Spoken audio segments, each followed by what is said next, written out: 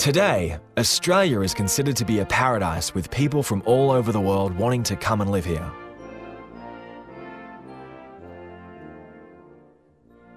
Portuguese, Dutch and English sailors, and perhaps even the ancient Phoenicians, had been visiting the north and western coastal areas of Australia, but no one at that time knew how big the land was.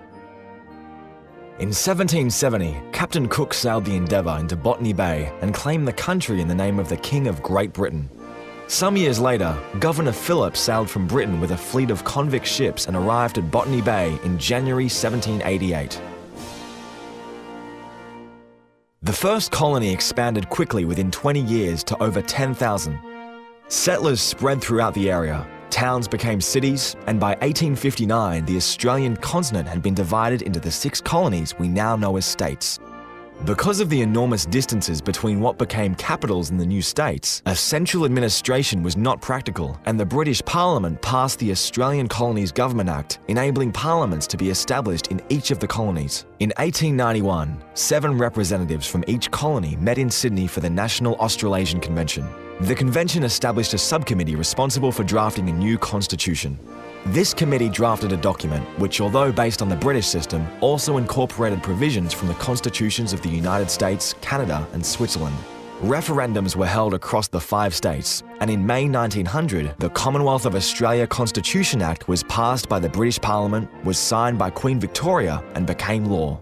On the 1st of January 1901, the Commonwealth of Australia was proclaimed in Centennial Park in Sydney, and later that year, the first Commonwealth Parliament was opened in Melbourne, where Edmund Barton was elected as the first Prime Minister of Australia. While our Constitution was originally established by an Act of the British Parliament, the Australian Constitution wasn't a British creation, but was specially drafted by Australian statesmen to suit the requirements of what was to become the new country of Australia.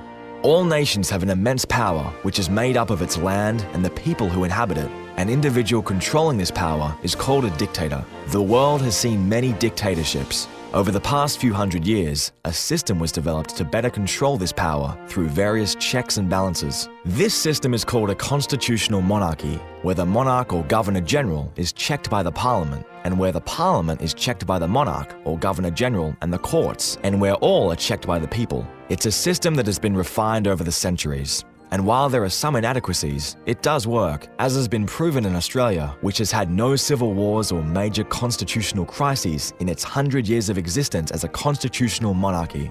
Thanks to the checks and balances provided by the Constitution, Australia has always operated well and continues to do so. If the protection of the Constitution was ever to be removed, Australia would have little to gain and much to lose. Please help to protect our Constitution. To learn more, visit www.monarchist.org.au.